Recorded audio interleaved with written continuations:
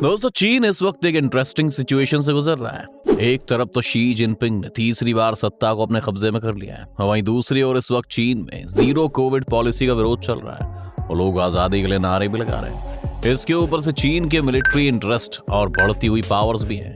Waste कमजोर नजर आ रहा है। रूस और यूक्रेन के युद्ध का नतीजा कुछ भी हो, उसका फायदा चीन को जरूर मिलने वाला है। इससे एक सवाल ये पैदा होता है कि अब आगे चीन का प्लान क्या है, क्या होने वाला है चीन में, और अगले 10 साल में किस तरह से बदलेगा चीन। इन्हीं सवालों के जवाब हम तलाशेंगे आज के इस वीडियो में, तो अंत तक बने रहेगा हमारे साथ। लेकिन वीडियो शुरू होने से पहले अगर आप इस चैनल पर नए हैं या आपने अभी तक इस चैनल को सब्सक्राइब नहीं किया है, तो चैनल को सब्सक्राइब करना और बेल आइकॉन दबाना ना भूलें। वैसे तो चीन के इलेक्शन प्रोसेस पर हम अलग से एक वीडियो बना चुके हैं, लेकिन अगर आपने वो नहीं देखा है तो संक्षेप में समझ लेते हैं कि आखिर शी जिनपिंग के बारे में इतनी बात क्यों होती है। चीन की कम्युनिस्ट पार्टी के फाउंडर माओ की बात बहुत की जाती है, क्योंकि उन्होंने अपने मौत के समय तक पार्टी और देश को कंट्रोल किया। लेकिन 1976 में माओ के मौत के बाद चीन के नेक्स्ट लीडर डेंग जियाओपिंग को ये समझ में आया कि किसी भी इंसान के हाथ में इतनी सारी पावर देना ठीक नहीं है। इसीलिए उन्होंने रूल्स बनाए कि 2 टर्म से ज्यादा कोई भी लीडर सत्ता में नहीं रह सकता। इसे एक तरह की डेमोक्रेटिक डिक्टेटरशिप कहा गया, यानी चीन में सत्ता तो कम्युनिस्ट पार्टी की रहेगी, लेकिन लीडर बदलते रहेंगे ताकि कभी भी किसी एक इंसान के हाथ में इतनी ज्यादा पावर ना आ सके। शी जिनपिंग ने इस रूल को तोड़ दिया। सिर्फ तोड़ा ही नहीं, बल्कि उन्होंने पार्टी में अपनी डोमिनेंस को बढ़ाने के लिए अपने सारे राइवल्स को भी खत्म कर दिया। अभी तक चीन की कम्युनिस्ट पार्टी में 3 ग्रुप्स माने जाते थे, जिसमें से ज़ीजियांग आर्मी नाम के ग्रुप के लीडर्स शी को सपोर्ट करते थे। शांघाई गैंग कहे जाने वाले उनके पूर्व राष्ट्रपति जियांग जेमिन के गुट में थे, और तुआन पाई फैक्शन के लोग जी से पहले के राष्ट्रपति हु जिनताओ के गुट के माने जाते थे। हु जिनताओ के ग्रुप के ली केकियांग को चीन का प्राइम मिनिस्टर भी बनाया गया था, ताकि शी जिनपिंग की पावर्स भी कंट्रोल में ना रह सके। ली केकियांग को करप्शन के चार्जेस के चलते हटा दिया गया। हु जिनताओ का हाल तो आपने न्यूज में देखा ही होगा कि किस तरह भरी सभा में उन्हें शी ने बाहर निकलवा दिया था, और इसी तरह से ये बैलेंस अब एक तरफ झुक चुका है। अब पूरी पार्टी अब शी के इशारों पर चलती है। चीन में पार्टी ही देश है। शी का पार्टी पर कंट्रोल करना पहला बड़ा गोल था, जो उन्होंने अचीव कर लिया, यानी कि अब वो हर तरह के फैसले लेने के लिए पूरी तरह से इंडिपेंडेंट है। शी ने अपने इलेक्शन के दौरान एक स्पीच दी थी, जिसमें उन्होंने कई सारी जरूरी बातें बताई। शी ने कहा कि 2027 तक, यानी कि उनके तीसरे टर्म के खत्म होने तक, उनका गोल ये है कि वो चीन की आर्मी को इतना सक्षम कर देंगे कि वो किसी भी वर्ल्ड पावर से लोहा लेने के लिए तैयार हो सके। इससे होगा ये कि वो अपने लोकल इश्यूज को सॉल्व करने में और ज्यादा सक्षम हो जाएंगे। यहाँ पर ध्यान देने वाली बात यह है कि वो किन लोकल इश्यूज की बात कर रहे हैं। शी के लिए लोकल इश्यूज का मतलब है शिनजियांग में उइगर मुसलमानों को खत्म करना, तिब्बत में अपना कंट्रोल बढ़ाना, हांगकांग को पूरी तरह से अपने कब्जे में लेना, और ताइवान को दोबारा मेनलैंड चाइना का हिस्सा बनना। चीन अपने इस गोल में सक्षम होता नजर भी आता है। इस वक्त चीन के पास दुनिया की सबसे बड़ी नेवी मौजूद है। जी हाँ, उनके पास अमेरिका से भी बड़ा नेवल फ्लीट है। सिर्फ इतना ही नहीं, वो शिप्स बनाने के मामले में अमेरिका के मुकाबले 3 गुना ज्यादा कैपेबल हैं। और जहां पिछले कुछ सालों में अपना फोकस अमेरिका ने युद्ध की जगह मिलिट्री रिसर्च पर डाइवर्ट कर दिया है, वहीं चीन लगातार अपनी आर्मी को स्ट्रॉन्ग करने में लगा हुआ है। शी ने अपने इस भाषण में 1953 की कोरियन वॉर का भी जिक्र किया। शी का कहना है कि उस टाइम जब अमेरिकन फोर्सेस और पीपल्स लिबरेशन आर्मी आमने सामने थी, तब भी उनकी आर्मी ने काफी बहादुरी से उन्हें रजिस्ट किया था। इस चीज से वो अमेरिका को चेतावनी दे रहे थे कि जब 1953 में वो चीन का कुछ नहीं उखाड़ पाए, तो 2022 में तो चीन उससे कई गुना ज्यादा स्ट्रॉन्ग है। तो अगले 10 सालों में आप चीन की तरफ से काफी अग्रेसिव अप्रोच एक्सपेक्ट कर सकते हैं।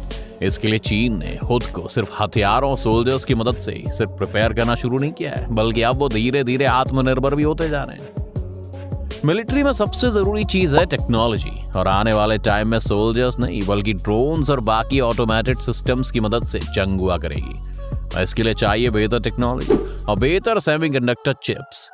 यही वजह है कि चीन के खतरे को देखते हुए ओबामा ने 2015 में इंटेल को अपनी हाई स्पीड प्रोसेसिंग चिप्स को चीन को बेचने से बैन कर दिया था।